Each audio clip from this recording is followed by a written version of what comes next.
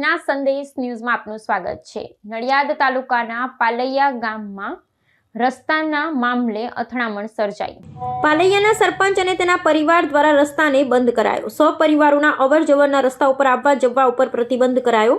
મામલો કોર્ટમાં ચાલતો હોવા છતાં કાયદાનો ભંગ કરવામાં આવ્યો। નડિયાદ ગ્રામ્ય મામલતદાર તાબડતોબ પાલૈયા જવા માટે નીકળ્યા।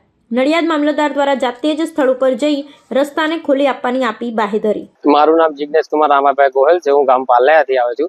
અમારે રસ્તાની બાબત ઘણા 4-5 મહિનાથી ચાલી રહી હતી।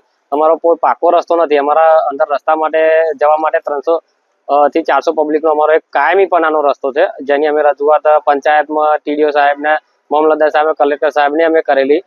અમારો મામલતદાર કોર્ટમાં દાવો ચાલે છે અને અમને સાહેબે મને હુકમે આપ્યો છે કે જ્યાં સુધી રસ્તાનું નિરાકરણ ના હોય ત્યાં સુધી એ લોકોએ અમારો અંતરાવ કરવો ને એમને રોકવા નહીં।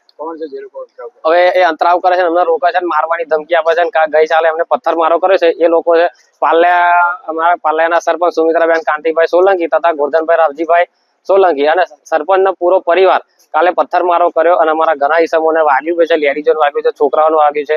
તો અમે કાલે FIR કરાવી છે। તો આજ સવારે ફરી એ લોકોએ અમારો રસ્તો JCB મારીને ગોદી નાખ્યો છે સાહેબ। તો અમારો જવાનો કોઈ રસ્તો જ નથી। તો આજે અમે કલેક્ટર સાહેબને આવેદન આપ્યું છે કે આનું અમને પરમિનન્ટ સોલ્યુશન લઈ આવો, ત્યાં સુધી અમે અહીંયાથી જવાના નથી।